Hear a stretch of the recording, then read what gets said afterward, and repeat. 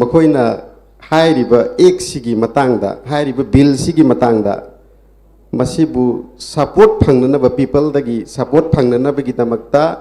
करीगुंबा point अमा फावबा plus point अमा फावबा लेतबा हाइबा ताई मखोइ मसाना खंगी मरमदी हाइरिबा बिल असे मसि अनकंस्टिट्यूशनली अनकंस्टिट्यूशनल ओइबा बिल अमा खगनी मरमदी मखोइगी एजेंडा लेरिबा मयाम से मसिगी बिल सिना पास तौ एक ओलिबा पोचिना इम्प्लीमेंट तौदना सब चाना चटनखिबा तारबा India पुमदा Muslim Singh यारगदी मखोइगी मथंगी Atop agenda Amu पाइखतननबगी दमकता हाइरिबसी moral सीबनेबे सेंसेना Masih ngasai aina mamang da haijakibadu neba honorable chief justice of india na hangien haibado justice sanjeev khana na haibadi nakhoi gi hindu endowment board ta muslim sing yahan be yagadra ina hangbada moi pauthum leite pauthum pi ki deba government ki side ta bjp government da aduna iseng seng harakanda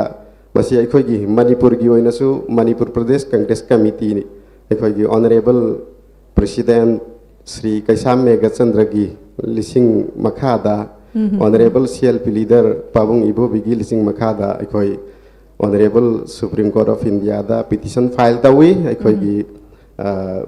ex MLA anina luchingduna Sri Fazurahim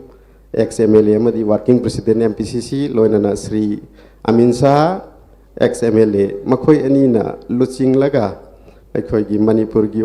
Manipur Pradesh Congress committee ना अनकंस्टिट्यूशनल एक honourable supreme court of India दा petition file तवी अदुना सुंगसोय सोयदनमक अखोइना माई पाकनी हाइबा थाजब लै until and unless this work for amendment act 2025 is repealed अखोई लेप्तना दुम संगसिनगनी Congress party की standi मसिनी लोइनना मसीगी एक असे मसी सत्न खरगसु मणिपुर दा अखोइगी कांग्रेस की लैंगा सुंसोय सोदना ला अनि 2027 दा मतम सिदा अखोइगी लैंगा लाकु मतम दा हाइरिबा एक असे अखोइना मसी डस्टबिन दा हापसिनगनि चन्ना रोय मसीगी स्टेंसी अमसो अखोइ कांग्रेस पार्टी ओइबा लैजै डायलॉग अखोइगी डायलॉग सिगी मखा चथजबोइना आई ओजा जकीर हुसैन MPCC की spokesperson कोई के ओजा जकीर हुसैन द लाक्चगे ओजा जकीर हुसैन कोई की वक्फ एक्ट 1995 असी amendment तौरगा 2025 ता लाकपसिदा लैरिबा अहोंबसी करिनो मसीदा मुस्लिम सिंगना क्लेम तौरिसी करिनो नन मुस्लिम मेंबर हापचिलकपदा मथौ करमना असोइबा पुरकदोइनो मसीदा मुस्लिम सिंगना चिंगनरीसी करिनो हाबसिदा ओजा जकीर हुसैन अंतंग कुपना अंतंग थम्बियो जकीर हुसैन की मोट yes ahan bamaktada ngasi north east window na sinjaba mega dialogue on work for amendment act 2025 haiba asigumba khanan nabagi thauram asida panelist one election biriba panelist member singbu kai khumnu butchari loinana host amasung moderator one election biriba busui kai khumnu butchari loinana ngasigi audience singbusu ikai khumnu butchari yes hojiki question to da ain haijaning basi ahan bamaktada अखोई ngarang amasung nahan haibatai date 16 amasung 17 date 16 dagi अखोई gi India pumba dagi work for amendment act 2025 asibu yaning daba phongdok tuna masigi against the act of 2025 asida petitioner masing yam laba petitioner na एक असिगे against ता petition file तौरब मतुंग दंगारांग नहान date 16 असिदा अखोई hearing चथबा हवी मतम यामना फंखिदे अदबु मखा अमुक चथरगा ngarang अमुक अखोई hearing चथै ngarang hearing chathakibada 3 judges bench Honorable Supreme Court of India gi 3 judges bench na saba aduga Honorable Chief Justice of India Justice Sanjeev Khanna na luchingba asigumba 3 judges bench na interim relief ani amadi ngarang pibi khre masi ekoi Honorable Supreme Court pu yamna thagat chari loina masi ekoi gi India gi asigumba Bharat ki Sangvidhan gi mai pak pani haibado mai han bada thamjage maramdi ekoi interim relief si kari da pi khige haiba matamda ekoi gi ek asida means Waqf Board amadi Waqf Council Central Waqf Council amadi State Waqf Board hai riba sida non-Muslims not less than 2 members saibani ani dagi henba yai ani dagi di taba yadaba asi hapjin gadabani haiba wafam lakpa bill asida ek asida yawba hai riba ek asi challenge tawbada Chief Justice Masa Magna Solicitor General of India da hangibani madudi masi Hindu Endowment Board ta Muslim sing hapjin ba yagadra haina Chief Justice Masa na hangibane aduga chap manana Waqf Board natraga Waqf Council da mataw karamna Hindu sing yawhan gadage haibane adugi matang doma restraint tawkhre haibadi non Muslim ani natraga ahin ba yawba haibado madu yakhidre interim relief pikhre ani subada kari da pikhige haibu matamda akhogi waqf gi property oriba waqf by user haiba sahi cha kayadagi leiraklaba khudam oina haizarabada jama masjid kumpa akhogi matam sang na tagi ngasi dagi chahi chamri chamnga chahi chani yankhai chama yankhai gi mamang dagi leiraklaba aduga proper documentation leitaba haibatai adubu waqf gi mingda leiba haiba singse India lengak na BJP na haibatai BJP na lusing ba lengak sina yangsin laga makhoi gi asigumba document ase maram chana leitraga di government gi oigani haiba adugumba ek aduda yauriba provision ado maduga masu akhoi interim relief pi khre madu AGT zadum leigani hojiki oinadi haiba adugumba interim relief adu pi khre loina na ahum subada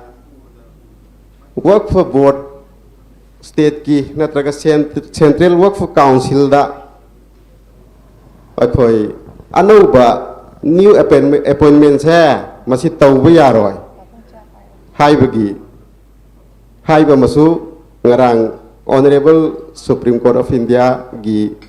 adugumba 3 judges bench na saba Honorable Chief Justice of India na lusingba adugumba aduna hairiba anawe appointment piba yaroi haiba sia masu thamkhre lonana makha taba hearing lakliba megi tang manga phoba yaithokre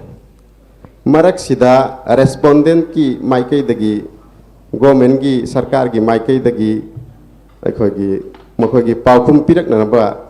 makhoina 7 days gi matam pibiu haiduna lengaki India lengaki mahuk sillaga Solicitor General of India na haijabadagi madu masu Chief Justice na ayaba pibi khre loina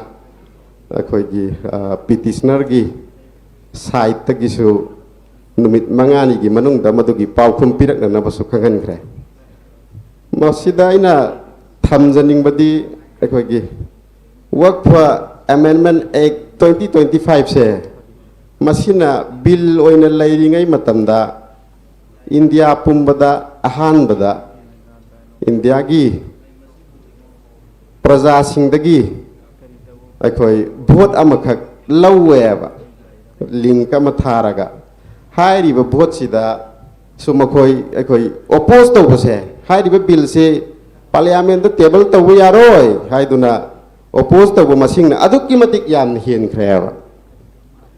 next adu sum khoi mawa laude adu ki mathang da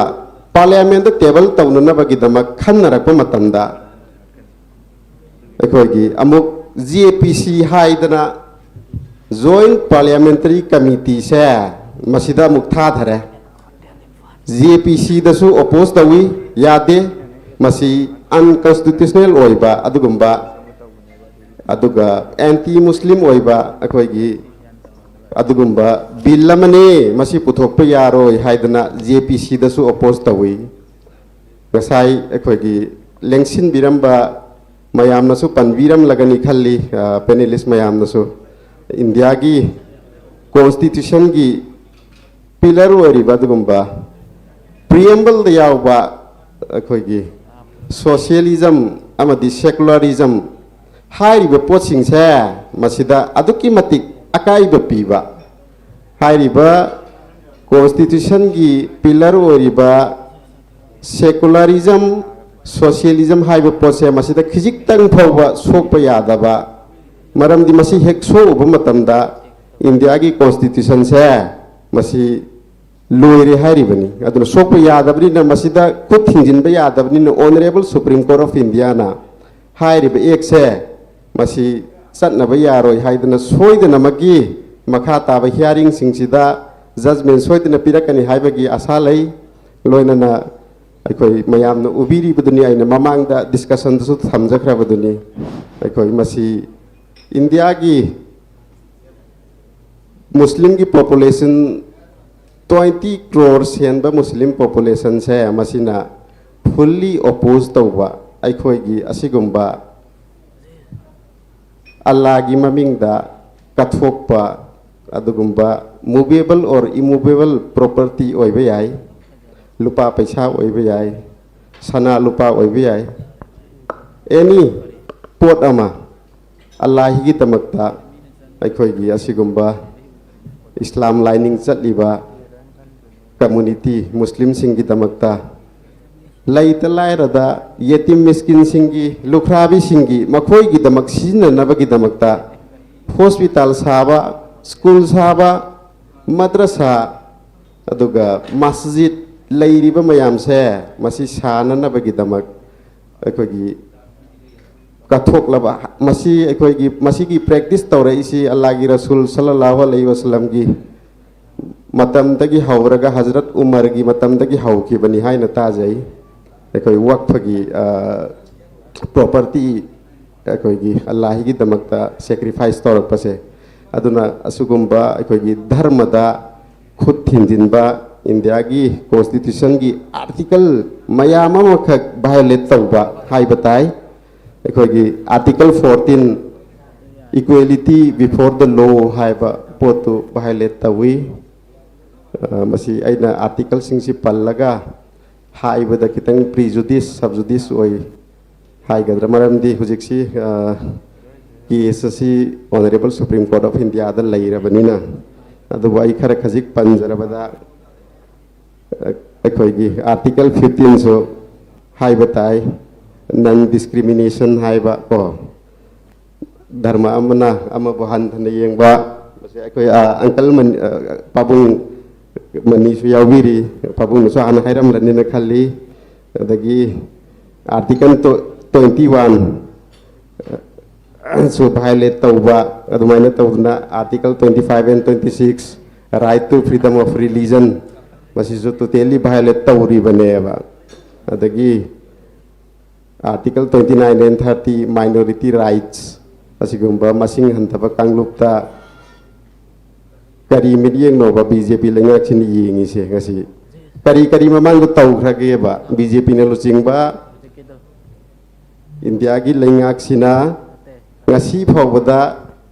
development focus tawribra natraga atamnana community yamada minority community or maruina Muslims in the target or maram kari ginova masineva question di India gi whole prajasing na hangise not only Muslim but also all the community from the entire country hangise asigi wahang asine लब जिहाद की मिंगदा lynching तौदना मी क्या हाथ खरगेब ngasi da muslim क्या हाथ खरगेब BJP लेंगाक्सिना लोइना अखोगी triple तलाक मसीदा चाहिए नव कया अखोगी पर्सनल लो रिबा सरिया लो सिदा मकोइना खुद थिंजिनबा याब्राबा पार्लियामेंटेरियन सिंगना पार्लियामेंट ना सरिया लो से पर्सनल लो से अयाबा परमिट तौरिबनेब मसा इसा इसा की धर्म की मतुंगिना मसा मसा की लो लेजरिबनी अदुबु पर्सनल लो कवि सिदा खुद थिंजिनबगी मरम करिगिनोब बीजेपी लेंगा की वखलों से करीनो है बदुने बाइना लेबाक मियामदा प्रजा सिंह दा हंजनिंगलिबदी अदु मखोय की एजेंडा अदगी मखोय की थबक सि मसी नतना अतोपा अमा फौबल लेत्रब्रा सिनिदा खर लेरे यूनिफॉर्म सिविल कोड अमुक हाइनी खर लेरे वन नेशन वन रिलीजन अमुक हाइनी सुमाइना सुम तौरगा इंडिया सी यूनिटी इन डाइवर्सिटी है से क्या कुछ लई हिदौरी नोब सुमाइना अदुना अखोय की इंडिया की प्रजा पुनमन खंगी मदुदी मसे अदुगुम्बा ज्ञान तादबा मियोय खरा अंधभक्ता हायरगसु खंगनबा अदुगा मरुवैना गोदी मीडिया मोदी नि बु हायरगदी मोदी मोदी मोदी हन तौरगा अखोय की मीडिया कांगबुसिनसु ngasiदा मोदी ना अदु मोदी ने तौरिब पोसिंग दु करी करी तौरगेबा कम्युनिटी मयाम की वेलफेयर की दमकता करी थबक तौखरगेबा सबका साथ सबका विकास ति हायरगा ngasi board house in parliament राज्य सभा अमसुंग लोक सभा दा हाय ताई मुस्लिम की एमपी अमा फबो यावरिब्राबा ngasi दा ओके ओजा जाकिर यामना मरिक चुम्बा वारोल बदी थंबिरी आई मखा चथजबोइना नेक्स्ट राउंड दमु लाक्चगे ओजा Zakir thank you very much लोशल पदा ओजा अखोगी ओजा जाकिर हुसैन द लाक्चगे ओजा जाकिर हुसैन अखो union home minister Amit Shah ना हाइबा वारोल मखक पाजरके मसिदा महागना सुमाइना हाय Union Home Minister Amit Shah launched a scathing attack at Congress and opposition over Waqf Amendment Bill. He said that the opposition is trying to spread misinformation and mislead minorities for vote bank politics. Haiba mahiriba masida misinformation ni vote bank politics tawni haiba mswari, but our Muslim brothers and sisters will understand that this bill is beneficial. He added, Modi government fulfilled Lalu Prasad Yadav's wish. He had sought a strict law to regulate the workforce. Why is it not anti-minority? Haiba wahang amasu hangdakli. Sige matang dadi ozaza kiruf sen ge oibang asagi masi mislead tawbani misinformation ni haiba warol amasu thammi ozaza kiruf sen अदुसु vote bank की दमकता ओजा जाकिर हुसैन की मोत करीब करी थंबिनिंगे. Yes, I have already spoke about that matter. Actually,